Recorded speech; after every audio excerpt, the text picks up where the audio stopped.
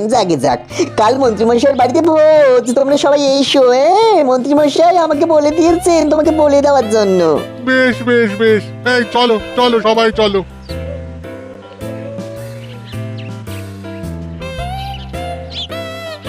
বাহ, এবার তো জমবে মজা।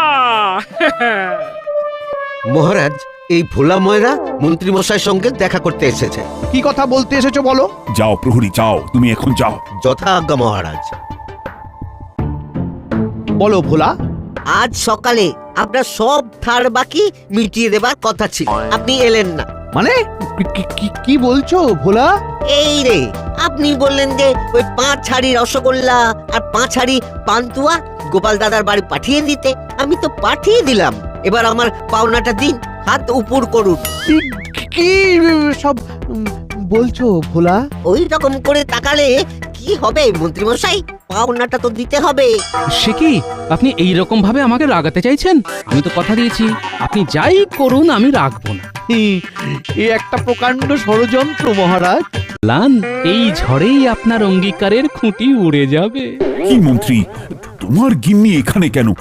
আবার কি ঝামেলা পাকিয়েছো? ঠিক বুঝতে পারছি না। লড়াইটা শুরু হতে হতেই শেষ। কি হয়েছে মন্ত্রী বউ?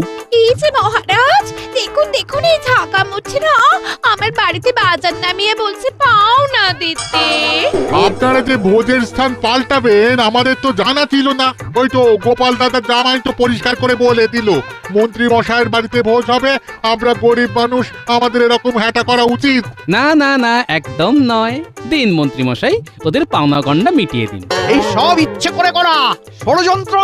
ব্যাস, যুদ্ধে হেরে গেলেন, সেই তো রেগে গেলেন। রাগ সামলানো কি চারটিখানি কথা। আমি জানতাম মন্ত্রী তুমি হারবে। গোপালের বুদ্ধির কাছে টেকা ভারী শক্ত। সুতরাং কাল তোমার বাড়িতেই ভোজ। তুমি থাকো তোমার ভোজ নিয়ে, আমি চললাম। ও গিন্নি, আরে তুমি যেও না লক্ষ্মীটি। মারুদশা, আমার পাওনাটা, আমাদের পাওনাটা। আমি পাগল হয়ে যাব।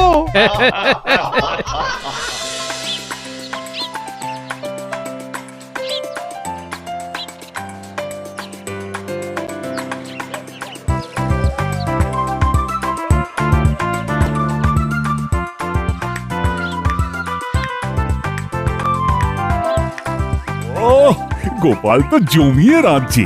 যাও যাও, একটু সাহায্য করো।